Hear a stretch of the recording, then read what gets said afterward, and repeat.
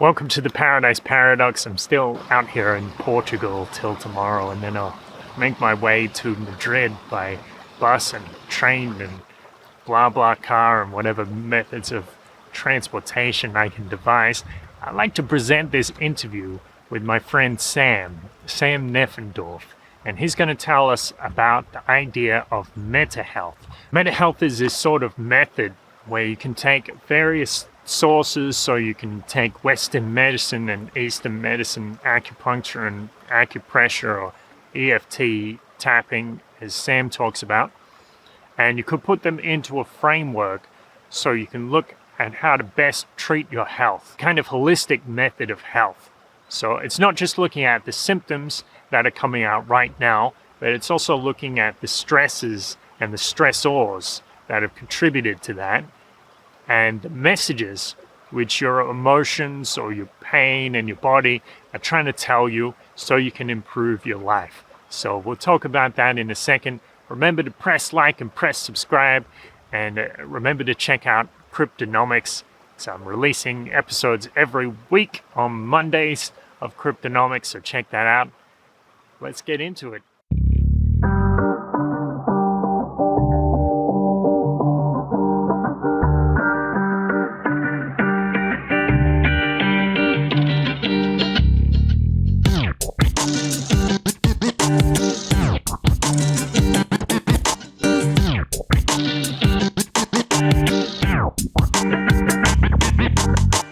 So I'm here with Sam Neffendorf, and he's going to tell us a bit about meta health strategies for dealing with depression and anxiety and some other behavioral problems people might have, and also how EFT tapping, which is a kind of acupressure technique, might help people with that as well. How are you, Sam? Hey, Kurt, I'm really good, thanks. Good to be here. How are you doing? Yeah, great. Everything's wonderful. So what is meta health? How does it work? Right, okay. So meta health isn't really a technique. In fact, it is a philosophy of health within which all techniques and opportunities to heal yourself are valid and can be used depending on the individual's perception and what they value for their own healing journey. If you think about the conventional medical model out there, when someone gets a physical or mental health condition, an illness, they generally go to the doctors, and the perception from that model is that part of them, they're broken down into individual parts in this sort of Newtonian model of how the world works, reductionist. It's that something's gone wrong, is the perception. The body's broken in some way, and so they get prescribed a pill or some cream or whatever, maybe some counseling or psychotherapy, perhaps in the case of a mental health condition. Then they might get those sorts of things as well. But what the meta health perspective is that by the time someone's gone and had the diagnosis, they've already started the healing. They've gone into the regeneration from whatever the original thing that made them ill was.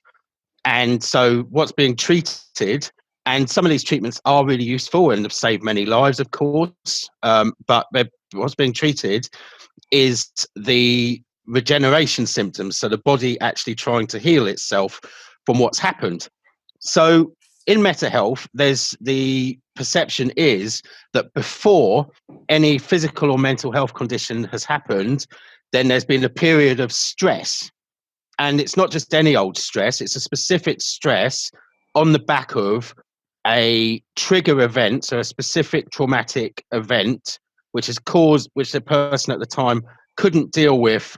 It was a big shock to them. They felt alone in that moment, that they had to deal with it themselves, but they didn't have a strategy. And this could even be if they felt like that for an instant. The fact is, it's done an energetic imprint, which is going to hit them in the heart, at some point in the brain, and then either in a body location, a body tissue, or if there's been multiple shocks happening close together, or a shock had various different meanings for that person, then it can lodge in the brain in two or more places and create behavior patterns or mental health conditions. So the stress, unlike there's an increasing understanding that stress causes disease now, and you see it. You see that everywhere. People are saying, "Oh, stress causes disease. Stress is bad," but actually, stress is an essential process. It's the first part of the body reacting to get stuff done. We need it, or we wouldn't even get out of bed in the morning. Which some people may say may or may not be a bad thing, but they are.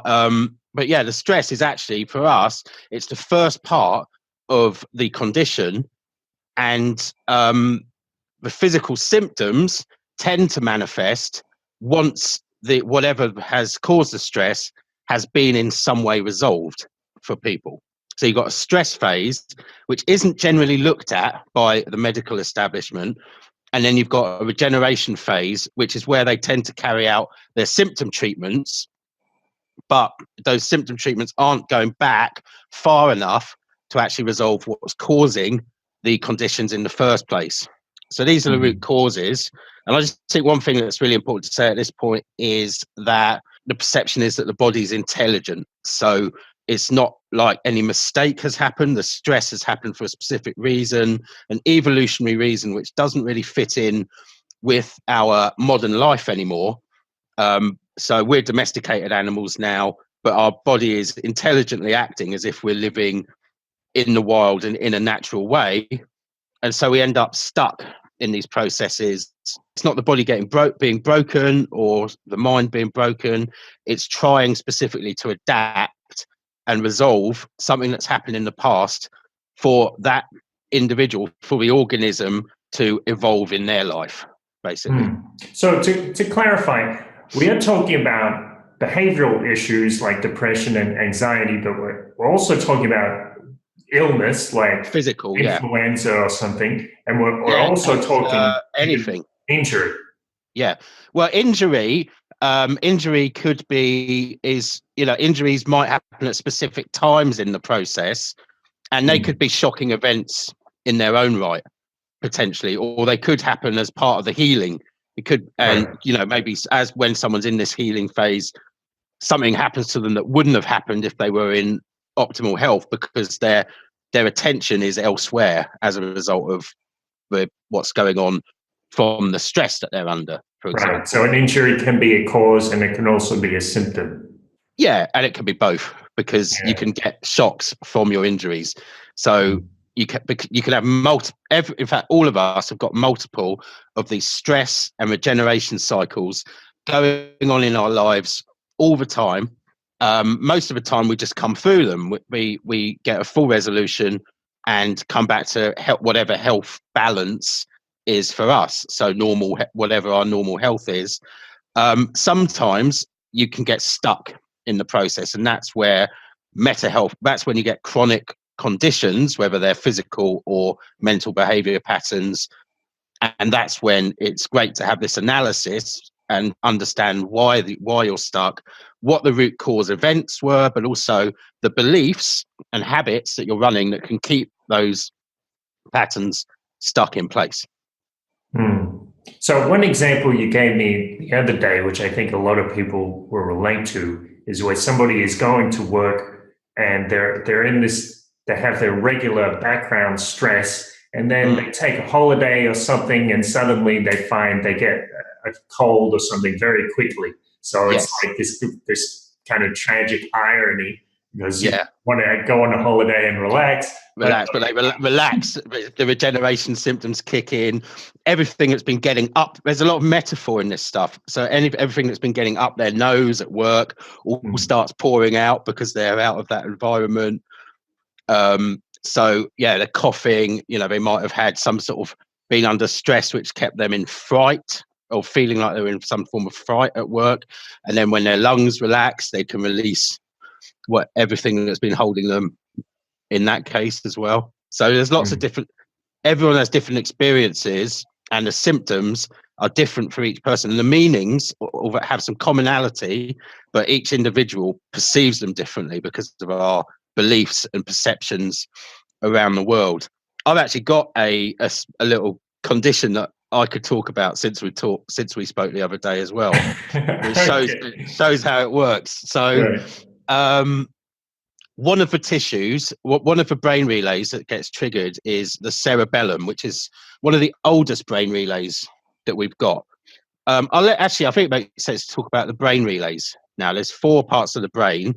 There's the brain stem, which is core survival stuff. This is like the most basic organisms would have this stuff going on. It's eating, procreation, respiration, and defecation. That's what they call basically 3 Fs, right? Yeah, you could say that. Yeah. What did I don't know if you've seen that meme. It was in a textbook. It says the 3 Fs: fight, flight, and reproduction. Third F. Yeah. But there was it is. It's exactly those. So if you see, on a drunken Friday night in town, most people have reverted to brainstem behaviour, basically. They've dumbed down to that level essentially. The next one is the cerebellum, which is like the fatty dermis, this underneath your skin, various other organs that are about protection of the body, basically. And then the next one is called the cerebral medulla, and this is your structure, your skeleton, and your muscles, and this is your power to affect the world. So any traumatic events or beliefs which have hit you regarding your self-esteem, your ability to impact on the world, knocks to your strength, thinking that you're not as good as someone, or the universal limiting belief, I'm not good enough, comes up for so many people. It's going to affect you in your skeleton or muscles. Sorry, to clarify, you're saying there's a part in your brain which relates to your muscles and skeleton. Is that right? Yeah, that's right. Yeah, it's the cerebral medulla, and it's based on embryonic development. So when the embryo is developing, first of all, it's kind of a tadpole-y thing, isn't it, early on? And you've got the brain stem has developed at that stage. And its core organs are developing. The first organ is actually the anus. So that's the first thing that actually develops in an embryo. Okay, I understand. Once you've got this, so I'm sure there's a joke in there somewhere. Maybe some people never get beyond that stage, or right. Well, that's what Freud thought. Yeah, absolutely. But then you've got, then the next one is sort of the amphibian, the froggy stage. And then you've got the, these sort of fatty layers, the protective layers, the heart forms at this stage as well, various tissues of the heart. Then the next stage is this cerebral medulla is forming, and that's really when the structure's being laid down. And then from then on, it's higher brain development. The last bit to develop in the embryo is the higher brain, which is the cerebral cortex. And that's to do with social and environmental stuff. So it's things like separation conflicts or territorial conflicts come into play there. But the thing that's happened to me was a cerebellum issue.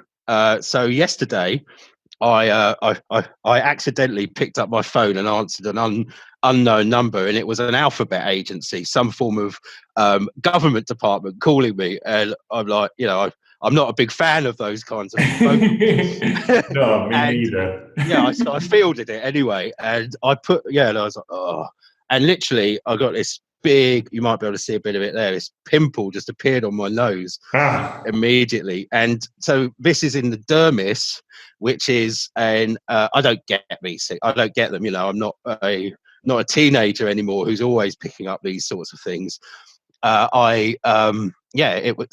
This appeared, and that's literally, I felt like an attack right in my face from that call. Was like an invasion against my protection, basically. Yes. A possible impact on my life. Now, it turned out I did some inquiries and it's not any problem as it goes. So then it was able to release that. But it was just really interesting that Yeah. pimple just boom, it was there within a minute after I put the phone down. It just appeared. And why teenagers get these lots of spots, because they're always feeling like dirt cast in their face, under some sort of attack through not all of them, of course, but a large amount of them are feeling that they're getting attack Right. on their Well, who they are, that sort of thing going on. yes. So that's the thing about our culture and about the system of schooling. So Yeah.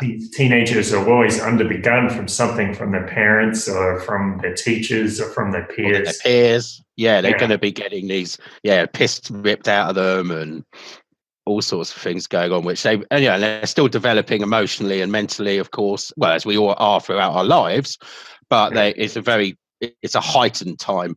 And so spots are abundant in that community, and the location that it happens on indicates the kind of attack that they feel under as well. So that's very interesting, because we kind of see these things, the pimples especially, as just something that happens when you're at that age, but it might actually be a sort of disease. It stems from. Well, it's not a disease, because again, with this from the mental health perspective, there's no bad health. Your body's showing you things that are happening, either what you need to change, or something that you could, basically it's just something that you couldn't cope with in any other way. So they froze in that moment. They had a bit of peer-to-peer bullying or whatever was going on, and they didn't have a response, so they were speechless at the time. They felt attacked to their face, or if they've got the spots on their back, they might have heard people whispering behind their back and not being able to do anything about it, and so it could have come up in that way. So wherever in the body is being affected has a specific meaning. So what can people do with this information? How do they move forward from there? If people are stuck, they've got a chronic condition, something that keeps coming back, then it's really good to find out why that is, get an understanding. This is about enabling people to become really their own expert in their body and why it responds in the way it does, rather than surrendering their power, whether that's to a healer or to a doctor or whatever. They've just given their power away, and sometimes, of course, that can be the right thing for people. It can all be too overwhelming, and we are social animals after all, and we've got these structures in place which can be very beneficial for people. But if something's chronic and not going away, the symptom treatments might be working for a while, and then the pain comes back, the depression comes back, or the anxiety is low level and every now and then flares up or whatever, then they can find the root cause with a mental health consultation, mental health analysis. And that actually gives them an understanding of looking backwards at the events that have actually caused these, whatever the condition is. So they can understand the specific events, which could be trigger events, or could be the original events, which are often very, very young and have then been re-triggered by something that reminds them subconsciously in adulthood. So there's that. They're also going to get the belief systems which are causing these events to be a problem for them, holding them in place. The I'm not good enough, so I'm unlovable. This, nice things don't happen to me. I'm not strong enough to deal with this. Whatever it is that's causing them, that's holding it in place, and an understanding of the habits that they've got, which are following those belief systems, really. So the behavior patterns. Then they can understand what they can do to release themselves, which is generally requires some form of resolution of the past events. Loads of different techniques you can do that with: hypnosis, tapping, EFT tapping techniques, which is the sort of thing I use, NLP, all of these processes, havening. There's so many out there that what was that? People can use. Havening? Havening is a bit like it's a bit like EFT. It involves mostly stroking the arms and the face lightly while trying to break patterns of past events in a sort of hypnotic language. Very similar. It's working on calming the amygdala, getting people out of fight, flight, freeze when they remember these old events. So that It's like giving yourself a mother's touch. Exactly, a mother's touch. That's what it's based on. It's based on how a mother would look after their child if they were caring for them, soothing, which some people sadly never had, of course, because they might have had. It's quite common that you find people had relationships with their mother where their physical needs, in terms of they were fed, looked after, but the mother wasn't particularly emotional, and so they weren't getting these sort of soft touches and the cuddles which they desperately wanted. I'd say it's quite common. It's probably not that common, but it comes up a lot with clients that I see, probably because they are the ones that are seeking this kind of help and are holding these chronic patterns quite a lot. I'm sure there must be a lot of people out there, like a lot of people can be emotionally detached and goes on to their children and Well, it was super common because we had we had Victorian leading to the World War generations where everything was about practicality and Protestant work ethic and all of those things. And I guess you could say that generation by generation we are evolving, because now people in the last couple of generations, our generation and most of our parents' generations, had been through that. It seems like each generation becomes more emotionally connected, and it's about learning and understanding that. And one of the great healings for a lot of people is seeing that how they've actually evolved from the pain that they went through, and so they're no longer applying it in the lives of their children, which is nice. So that's one thing, is releasing the emotional attachments to the past, breaking the behavior patterns, again, which can be done with those kinds of techniques. Treating the symptoms. So sometimes the symptoms are very strong and can actually hold the stress caused by your recovery symptoms, can hold them in place. And so if there is a good medical treatment, or it could be a herbal treatment or a homeopathic treatment, whatever works for the individual, whatever they're into, then definitely go with those as well. It's the idea is to integrate everything. So we're using the best of holistic and the best of the medical model. It's not one or the other, like so many people seem to be polarized. So there's that. There could be lifestyle changes. A lot of people have issues caused by isolation and abandonment conflicts from their past. So if they feel like they've always got to battle on alone, they can't trust anyone, then breaking those patterns and maybe starting to be connected more with a community that's in line with them and their values, really key, that sort of thing. I actually recommend something called meetup.com for that. For a lot of people, it's a great app that you can find events going on in your local area based on your interests, so you can meet people who you might have something in common with if you're struggling with that at these pre-arranged, often free or very low cost events. In most major cities have got that going on, so that's quite like support groups. Well, no. Like it could be a walking group, or it might be it might be a group of people who are interested in. There's business groups on there. There's holistic practice groups. There's language exchanges and things on there. Exactly. So whatever you're into. People can start structuring their life in a way that's more fulfilling, and that's going to help them deal with the pain of the past, or because it's not just about looking backwards. It's about, what's this telling me? What do I need to change in my life so that this healing can complete? So what's this? So if you're isolation, abandonment, it's about learning to find connection again. And that's an example there. If it's about not feeling strong enough to do something, whether that's emotionally or physically, then within that is the seeds of your transformation. Are you going to deal with that emotionally, or are you going to go and start working out?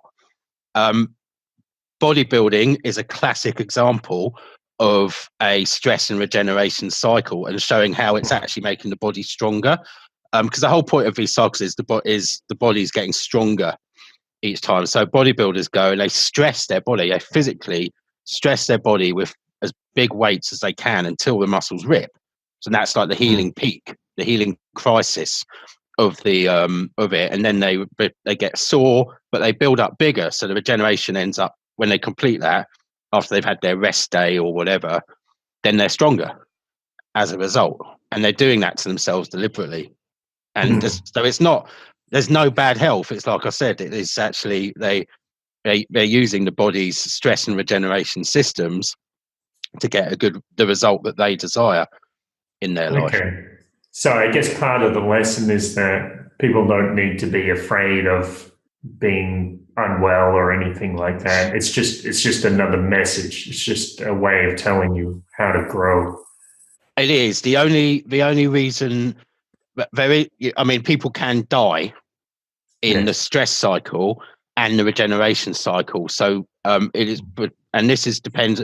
If your vitality is low, then, and there's various reasons your vitality would be low if you're not eating well, consistently eating badly, or being under stress for a very, very long time, which is causing you to have less and less sleep, depleting your reserves of like the things that you need to actually physically build your body, the good nutrition, etc. Then the stress can get too much, can lead to stress conditions that can kill you.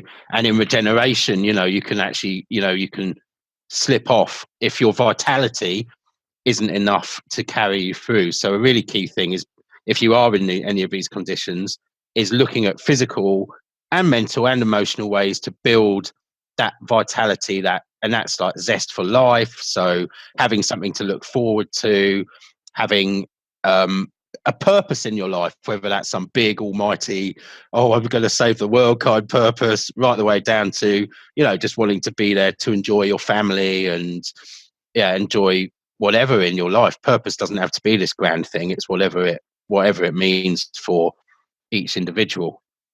So building the vitality is really key. It's the whole picture. It's physical, emotional, mental, social and environmental, and spiritual stuff, and getting them all moving towards having that all in line for yourself.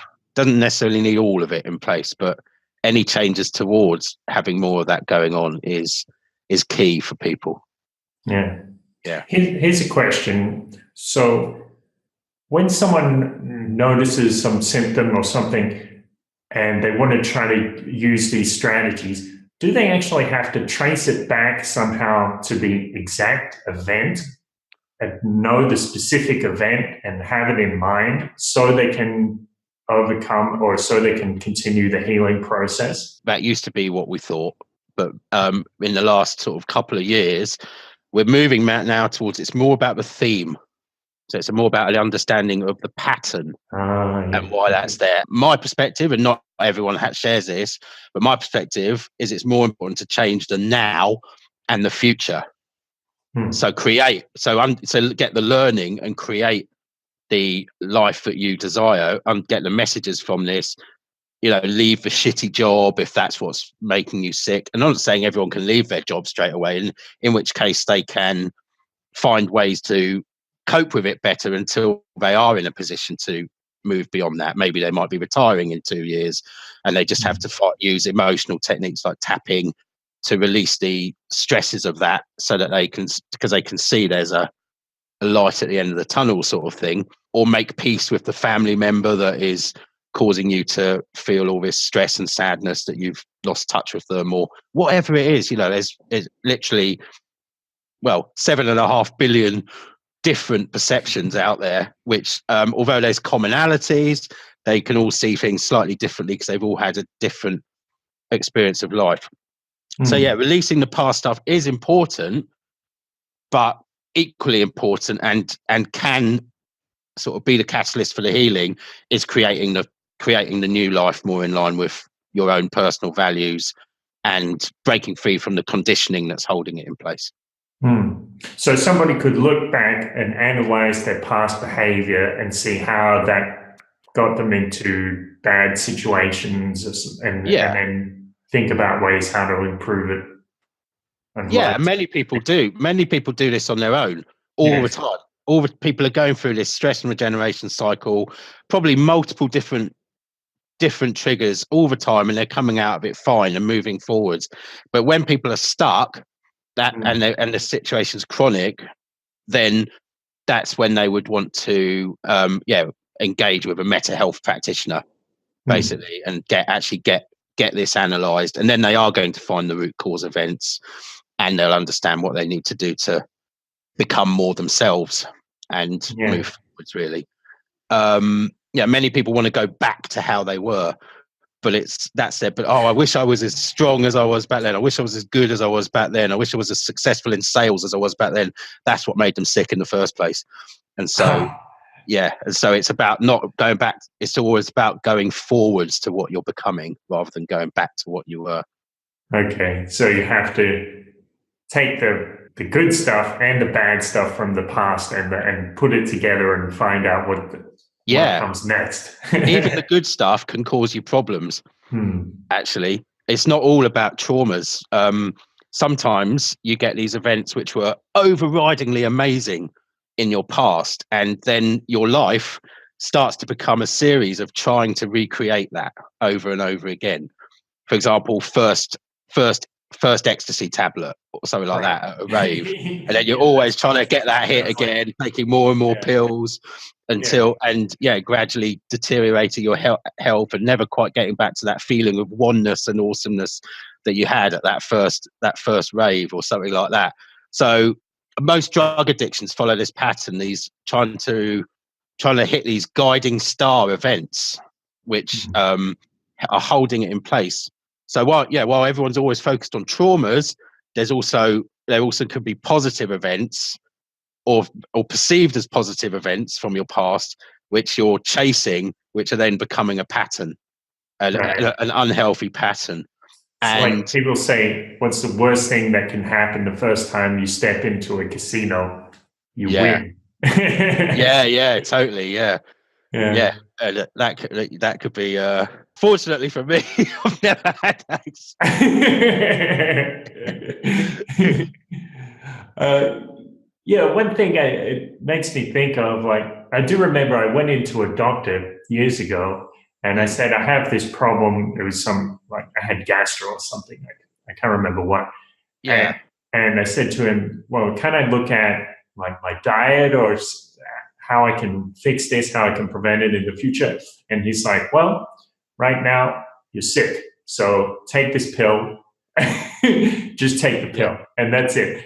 And I think people have this impression that they can have their health outsourced to somebody yeah, else and that they can yeah, just, well, I'm just going to refer to the doctor. But the doctor doesn't really know about your health. He knows about specific certain parts, how yeah, to treat these symptoms, how to give you a pill for gastro or something like that.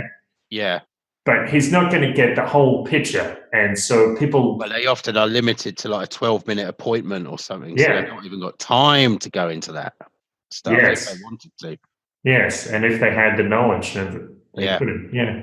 they're brilliant diagnosers. They've got the best machines. They've got the best understanding of. They've got excellent, anatomy and physiology knowledge, so they can really help you to get to the precise tissues that are being affected, and they've got some good treatments for the symptoms. Hmm. So yeah, it's you have to get a diagnosis. People think, oh, never go to the doctor, and they try and self-diagnose on Google or something like that. But if you've got something Hmm. going on, they've got the hospitals have the best way of telling you what it is, and from there, knowledge is power. You then know what's happening in your body, and you can choose your resolution. You can decide whether you're going to go medical. You can decide whether you're going to do a combination or go or whatever suits you and your beliefs, and and what's going to work for you. So it gives you real choice in and power in your self healing. But if you feel that if you don't go and get that initial diagnosis, and that can even take a long time. For example, I recently worked with someone, it's taken them over a year to get an accurate diagnosis, but at least they've got it now. And if you don't have that, you're just guessing, and you could be putting completely the wrong solutions in place. I see on Facebook groups and people, someone says in it, oh yeah, I've got piles, and it's like, oh, you need CBD oil. I've got anxiety. Oh, you need to change your diet. And no, those are all symptoms. You're not looking at why these things are actually in place or understanding why they're there. So you do think that the Western conventional medicine can look deeper and give a diagnosis that's not just telling you the symptoms, but is giving you something? Well, no, they're still not telling you the root cause. All right. They're telling you, but they give you a precise indication of what parts of your body are affected and what they call the series of symptoms that you've got. If you look in the Merck manual, which is basically the diagnostic tool that all the doctors use for all conditions, and it tells what precise tablets and creams to use for each one. But I think it's around 80% of conditions are cause unknown in there, because they're not looking at the right place. They're trying to look at genetics, but they're actually, they did that Human Genome Project where it was all mapped out, and they didn't nearly get the information they were expecting. So that was a back to the drawing board situation for people who thought that genetics were the cause of conditions. They're not looking at the right places for the root causes of what's going on. And this is actually the same for a lot of holistic practices, because they go back to what was happening at the start of the illness and start working around that, where they're not going to the start of the stress. So they're missing a whole chunk. So people can feel better because they've had a herbal medicine or whatever, which has healed the symptoms, but they haven't resolved the pattern. And then without resolving that pattern, then the symptoms will come back. So, or might manifest as something else.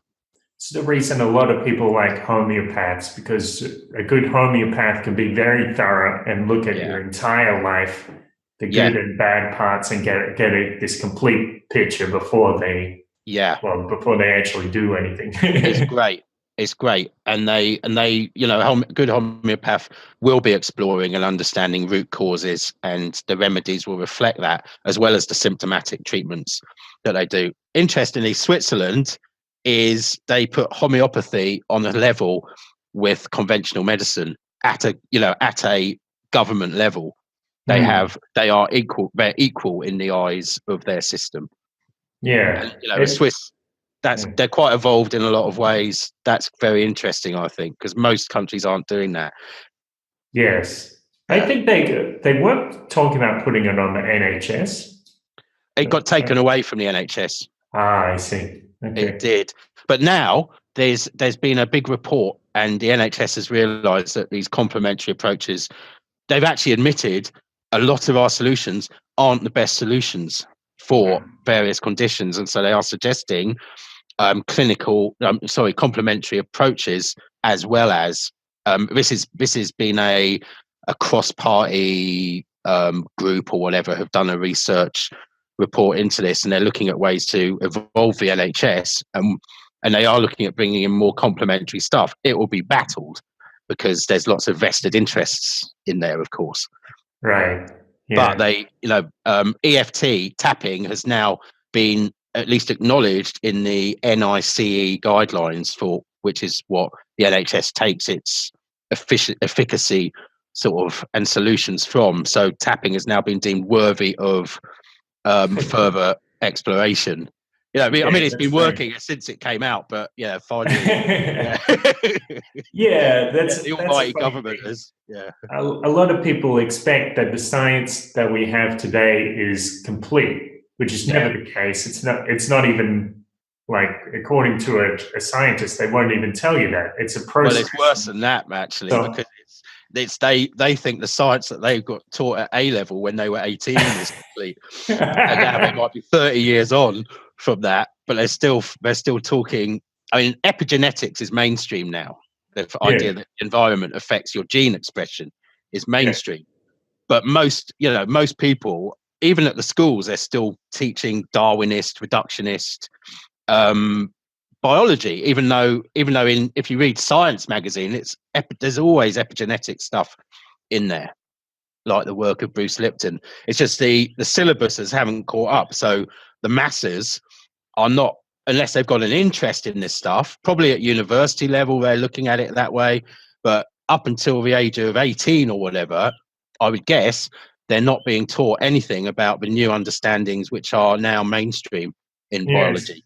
Yeah. Yeah, well, I remember I read stuff about epigenetics in one of Rupert Sheldrake's books, and it seems that he was actually talking about it maybe even 30 years ago. Yeah, Bruce Lipton as well. Have you ever come across Bruce Lipton's stuff? Yeah, I saw there was a speech that they did together, actually. Yeah. That was very interesting. Yeah. Just go back to the doctors, actually. Very interestingly, Bruce Lipton, he cites a study where he found that children would often get better, and adults would get better on the way to the doctors. Yeah, because they were going to the healer in the white coat. They knew they were getting better, so they had the healing power within them, and they self-healed themselves. But they needed to know they were going to the authority to do it. Yes. Interesting. Yeah. Yeah, it is very interesting. With children, I know I did this when I was a kid. I would try to get out of school and say, hello. I would say I would tell my mom I was sick and this kind of thing because I wanted to get a day off school. I wonder, how much of that. I think even adults do that. They'll chuck a sickie and try to get a day off work. Yeah. Well, they do, but and it can make you feel sick. You could start identifying with your symptoms, the symptoms that you're saying. Yes, because the body's so powerful. Yeah, you say those things a couple of times, and then you start to tap into it, and so you have to be careful what you say sometimes. Absolutely, yeah. We are powerful creators in all aspects of our lives. Here's a question, something I think about.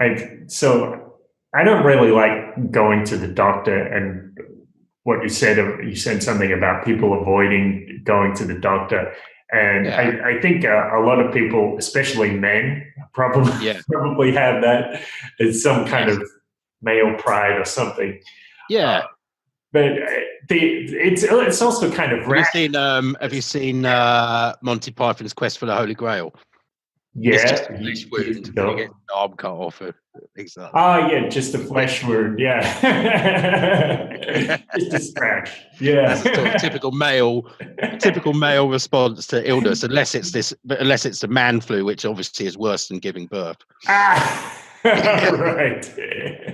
Yeah, but I think it's also kind of rational because you don't go to the doctor, and most of the time the things that you have get better as long as you're willing to maybe drink a lot of water and lie down for a bit. Yeah, I know. I agree. You don't need to go most of the time. But it's if you've got something chronic, if you've got something that's hung around for a month or two, or if you've got any genuine fears for your health, don't put it off, because then you're going to get some good information. And then you can choose how. You don't have to take the pills they give you if you don't want to. You can then look at other options. It's not like you are then committed to their solution. You may choose to. It might be the right solution to you. I hadn't taken a painkiller for 7 years until I got some stuff going on with my tooth. I was so fucking pleased that ibuprofen existed at that time. I could take as much as I could possibly take until I could get it sorted out at the dentist's. Yeah. It was a little weird to me when I went to the UK and I saw it's like 80p for a whole box of ibuprofen. That seems like it's almost too accessible. I don't know. Yeah, because it's not great. It's not great to take these. People take them very, very frequently, and there's plenty of other ways you can resolve pain. But if it's chronic pain, then you might need some painkillers while you address the root causes of it. Yes. Or in fact, acute pain. This was acute pain because it had to be dealt with now, so I had to go and have the tooth taken out. It'd been so long. Like I'd had an experience with San Pedro, and the message I was got is go to the dentist. One of the key messages, go to the dentist, and I didn't for a few months, and then I was like, yeah, this happened. I was like, I remember, yeah. Okay, so trust Wachuma. Yeah, absolutely, yeah. Trust the cactus. Trust the cactus. So another question is, these statistics, like 1 in 10 people in the US, it's probably more now, are on psychotropic drugs like Xanax and Zoloft, or the new ones that come out. Yeah, it's well more than that. Yeah, right. a lot more. What is your opinion on those? Like, are those helpful in certain situations? They can be. Yeah, I think each individual will respond differently to them. So it's not a case of don't. They might be that they're helpful for a while, but people end up dependent on them as well. So any attempt to come off them, if you're on them, you have to do it with the person who prescribed it, or the system that prescribed it, because they understand that we don't give any medical advice, and we can't do that. We can only support people to find root causes. We often work alongside with the doctors as well. But so if someone wants to come off things, there are other things that can help them. There's physical treatments such as CBD oil can release anxiety, for example, or release the symptoms of anxiety anyway, while people and enable people to come off things. Tapping is great for reducing symptoms as well, but you've got to, if you want to actually come off your medication, that's not something to do with some holistic practitioner. You want to do that with someone who actually understands those drugs, and get them to reduce your doses with you accordingly. So that's, I think, is the best way to go on those things. Right. Now, some of them have got shitty side effects, like, for example, one of the side effects of the beta block, I think it's the beta blockers, which are designed for depression. One of the side effects listed on the packet is suicidal thoughts. Yeah, I've seen that for a lot of things. There's suicidality, and also there's anxiety and restlessness, and there's a whole bunch of things. So absolutely, it really seems like they're not something to be taken lightly. Actually, someone told me that they went to the psychiatrist, and this fellow who's kind of didn't know what to do about his depression, and the psychiatrist said, well, there are these psychotropic drugs. They're kind of the sledgehammer of psychiatry. Which that would have sent me running out of the office. I know, yeah. And how did it go for them? I'm not sure. I think it might have helped in the short term. Maybe helped got over some difficult periods. So maybe it's okay, but it's they can help. They can, if you need them. People. My perspective is, none of these things are to be taken lightly, and the popper pill culture is too much. However, why have unnecessary suffering in your life if you've got a way of releasing yourself from it until you can find a permanent solution? So let's talk about the tapping. So what does EFT actually stand for? Okay, so EFT is emotional freedom techniques, and it is a super simple way of actually tapping on acupuncture points at the same time as focusing on a specific emotional problem and the feelings that you have around it, which can either just be your stress in the moment or your sadness in the moment or whatever, and really noticing how you feel, where you feel it in your body. And then the tapping bizarrely just makes it, you feel it very intensely for a moment and then it dissipates. So it's allowing you to feel stuck stuff which you've repressed and pushed down, and then release it, so it's no longer impacting on your subconscious mind. You can then also use these feelings to then piggyback to the specific past events which have led to them being there in the first place, and then release your attachment to those events and the belief systems that they put in place for you. So the tapping will help you discover the memories? It does, yeah. It's not as precise as Meta Health, because you could go on let's say if you could go on a bit of a dance to find the root cause. You can find root causes with tapping, but the Meta Health makes it quicker. So you can be very precise with that. Whereas with tapping, you'll jump from event to event, resolving and releasing the attachment to those events.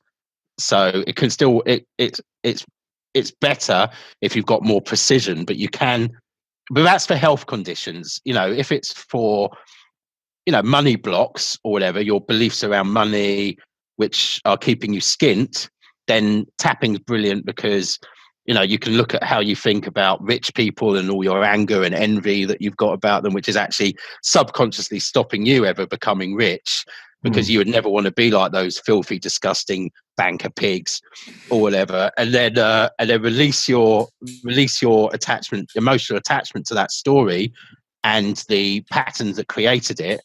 And tapping helps you very well with those non-medical things, and it can do the medical stuff as well, but it's a longer process than if you do it alongside the Meta Health.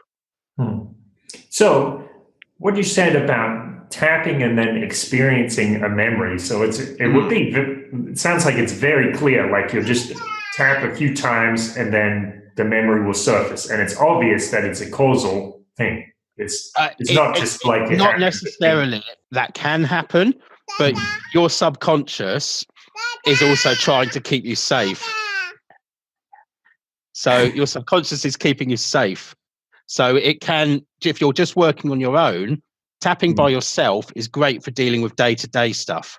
And some people are very good at finding their old memories and releasing them. But other people, their subconscious sends them on a bit of a wild goose chase, maybe, because you don't ask yourself the difficult questions in life, because of we all believe our beliefs to be true. So to challenge your own beliefs without someone else's help is very difficult for most people. Yeah, or at least a critical thinking process that you could follow, something like Trivium or something like that, and using that alongside tapping, I think would be a very, good way to actually, look at your beliefs and see whether they are valid or whether you've got emotions holding them in place. Yeah. So yeah, you can definitely find but sometimes these events just flash up and you're like, ugh! And then it can feel quite emotional at the time, but you keep tapping and it releases, and it can feel brilliant. It puts your old stories in the past, basically. They just become stories of your life. You can see that there was a learning experience there. But I wouldn't recommend that for people who are dealing with, for example, sexual abuse or serious traumatic events or things like that. It is good then that they explore it gently with a practitioner who's actually experienced in those issues.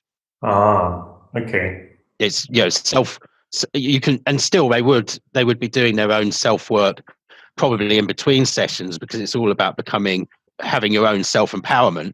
It's a key self help technique, but yeah, don't go delving in trying to release your massive traumas from the war or post traumatic stress or big things. But yeah, dealing with your own day-to-day stress at work or anger management or an argument that you had with your partner or those sorts of things. Yeah, absolutely brilliant for that. And I think it should be taught at schools, really. Great, they're now teaching mindfulness. I'm seeing in the UK, it's now starting to appear on the syllabus in some schools, which I think is a real positive step. Yeah, but tapping is so quick and accessible for people. They can deal with stuff in moments. Can people just start doing it themselves, like just start tapping, or you really need to know the points? You need to know the points, but you can learn it on YouTube in 10 minutes. Wow. So the points are nothing. The points is that is not, people think, oh, I know the tapping points, I know EFT, it's shallow stuff you're doing there. The skilled stuff is actually using it to draw out the really deep information. I mean, I think just before we started recording, I was telling you that tapping has been seen to take people into delta brainwave state. And delta is when you have your deepest sleep.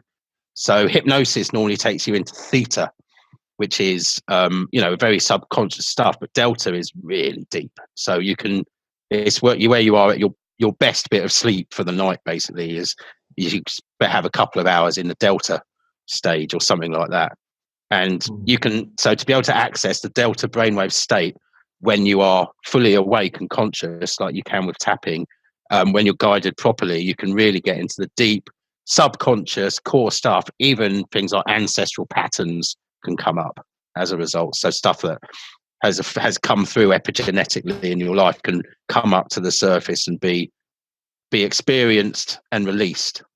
So do you mean like you would see a memory of your ancestor, or just it's sort of a pattern that's passed from your parents, or how would it work? You can. Some people experience things in different ways. So some people are very visual and they might get something like that. Some people are kinesthetic and they get it coming through as feelings and an understanding that this isn't their stuff, but it's been affecting them, and then releasing the feelings. Some people would hear stories, hear words, because they're more audial. So they were picking up, they'd understand that way. And then some people actually experience mostly through smell and taste as well. Smells are very powerful because they're directly to the hippocampus. They bypass the conscious mind, basically. So they smells say are very strong. Yeah, they say, and I've experienced it myself, that when you have a smell, it can really take you back. Yeah. You feel like you're exactly there in that place. Yes. Very linked to memory. Yeah. Absolutely, yes. So it can really be, it can do that. So smells can.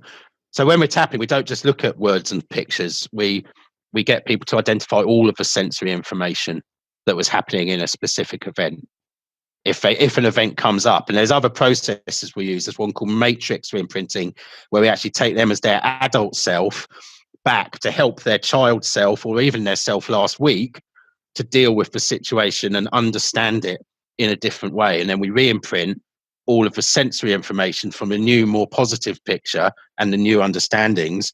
Doesn't make them forget what actually happened, but it releases them from it. It's no longer, it becomes, when it's complete, when the process is complete, and that can take visiting the same memory a few times to see all the aspects, but they know it's no longer influencing their behavior going forwards. So how do you do that process of imprinting? Well, that's a process of visualization and body sensation. So they're still tapping, so they've still got the body stuff going on.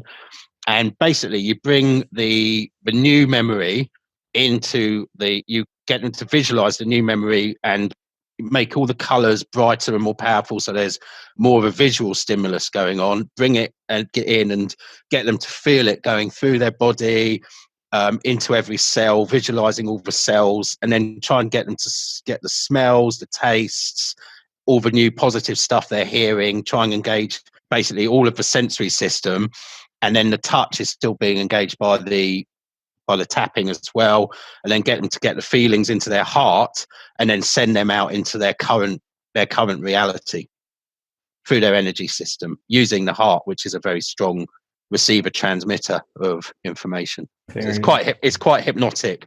It's a beautiful process, but to get to that can often take, you might be in a memory for half an hour really exploring around it, and then you might come back to them. And if they haven't got to a total resolution, you wouldn't re-imprint. You might leave them in a safe place and then come back to that memory again in the following session or whatever, and until you've got it to a place where it is really, really empowering for them. The beliefs have changed. It no longer means what it meant to them, and they can then move forwards. In a completely different way in life. So it is very literally like hypnosis. It's like hypnosis combined with this acupressure. Yeah, but except you're more. I'd say you're more conscious during it because you're sat up, you're awake. It can feel pretty sort of. It does go very deep. I more call it dehypnosis. Okay. So they were hypnotized when the original event happened. They got hypnotized in that moment, and it changed their whole belief systems. They had to create a strategy for life. So the shocking event hypnotized them, whatever it was, or the conditioning they received hypnotized them. they went into a certain state, and then the tapping combined with that visualization process is actually breaking the hypnosis so they can come back to knowing themselves more and be able to move forwards more as them. Breaking the conditioning, Yeah. the brainwashing. Yeah. Yeah, reprogramming. Yeah. It's a new conditioning, but more in line with who you are rather than what you've been told you should be or something along those lines. Yeah. So it's still a bit hard for me to picture, because I can imagine someone tapping and, you know, finding different points or something, but I don't see how you make that step from just tapping and maybe relieving some stress in the moment to actually bringing up a memory, or, you know, bringing So up. we use the feeling. So let's say that you've got anger going on in your life. Then firstly, we do the tapping and then get the description of the anger. It might be a red spiky ball in the chest and a hot feeling in the hands or something like that. And then while still tapping, I invite them to open up a timeline and just send those feelings back and let me know when an earlier time they felt those feelings was. And then the memories come, boom, really quickly. And sometimes you can get a whole chain of memories coming up that way. So you can see, and it might be something comes up when they're 13 or whatever. And then you can go deeper and you might find something when they were 3 or 5 just comes up. And actually, it doesn't really matter if the memory is accurate or not. You know, for very young stuff, it's often not accurate. It's more key that whatever comes up and the feelings that they release enables them to change their life now. That's the most important thing is what impact how's this going to work for you for now and for your future. Where can people find your stuff, and how can people reach out to you if they have questions and want to get deeper? Probably the easiest ways, my website is eftnow.co.uk. So that's eftnow.co.uk, and you can sign up for a guide on there called 7 Pillars of Vitality, which is about 7 areas of life you may want to explore to increase your vibrant health, basically. So that's one way. The other way is on Facebook. I have a group called Feel Better, Heal Better. And within that is, so I do regular live streams, and now I'm currently doing one on mental health. They're all still in there, all the recordings. But yeah, I'm open, whatever people want me to do live streams on in terms of health conditions, why they're happening, or solutions. Then, you know, I always invite people to drop that in there, and if it fits, I'll do a live stream on it. And I'm on Steam it as well. Haven't been that active on there recently. But yeah, I've got quite a lot of information on Steam it under EFT Now. Okay, steamit.com/EFT Now. Yep. Yeah. Okay, awesome. Cool. Is there anything else you want to say before we finish up? I think it's really key that, you know, all of this stuff, as well as it being individual, you know, we're living in a really amazing time right now where we're on I think we've even gone over this sort of precipice of potential, and just so much, you know, just think how quickly are we getting the new information and amazing things are happening. You know, in physical reality, we've got the blockchain stuff going on now, cryptocurrencies, etc. And to me, they represent a earthly manifestation of thought patterns that have been going on for quite a long time, in actually bringing in new solutions.